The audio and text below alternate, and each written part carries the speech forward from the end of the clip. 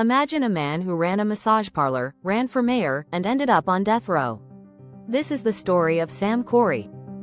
Sam Corey was at the peak of his life when I first met him. His massage parlor, Tokyo House, was thriving. He had expanded his business to Irving and was fighting to open more parlors in Dallas.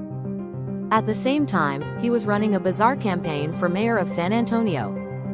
His slogan was, "Let's put the nitty-gritty before the city," and he promised to hire a girl in hot pants to drive the mayoral limousine. Sam's campaign was a mix of serious issues and absurd promises, gaining him a lot of publicity. I went to San Antonio to write about Sam, his massage parlors, and his political antics.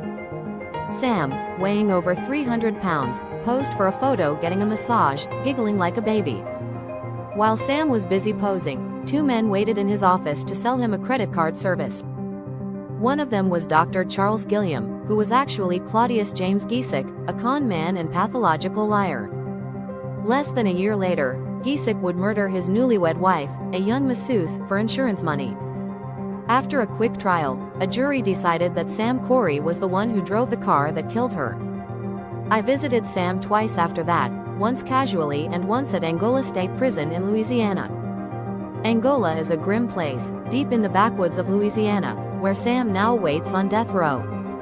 Sam had lost over 150 pounds in prison, looking deflated and miserable. He maintained his innocence, clinging to the hope that Giesecke's changing stories might save him. Sam's desperation was palpable as he pleaded his case to me, hoping I could help. He stuck to his story that he was with a prostitute named Linda when the murder happened, but Linda never turned up. Sam's life in prison was monotonous and lonely, with only an hour out of his cell each day. He found solace in religion, keeping a small altar in his cell and receiving visits from a priest. But the weight of his sentence pushed him further out of touch with reality. Sam's story took a dark turn when he met Giesecke, who convinced him to marry and murder a girl for insurance money. Patricia Ann Albanowski, the victim, was a lonely girl who moved to Dallas in search of love. She ended up working as a masseuse at the Geisha House, where she met Giesecke.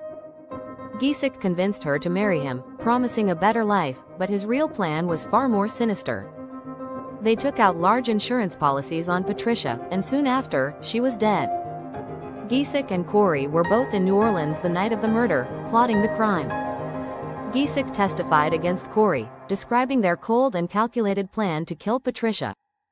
The trial was a battle of wits, with the prosecution painting Corey as the mastermind. In the end, the jury believed Giesecke's testimony, and Corey was sentenced to death. Giesecke received a lesser sentence for his cooperation, but his life in prison was far from remorseful. Sam Corey, once a man of absurd ambitions, now faces the ultimate consequence for his actions. From mayoral dreams to death row schemes, the story of Sam Corey.